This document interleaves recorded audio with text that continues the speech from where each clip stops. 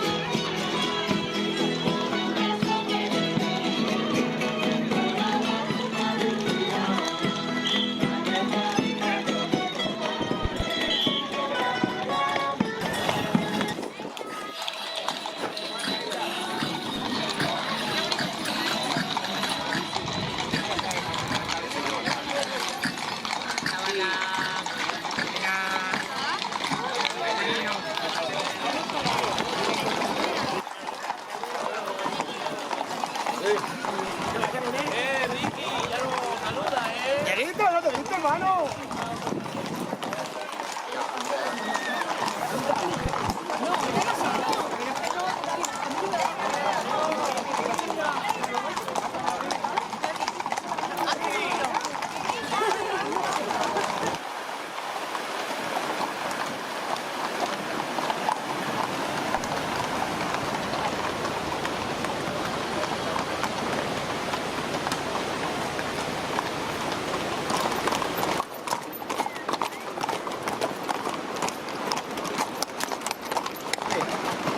Saca una foto al próximo alcalde.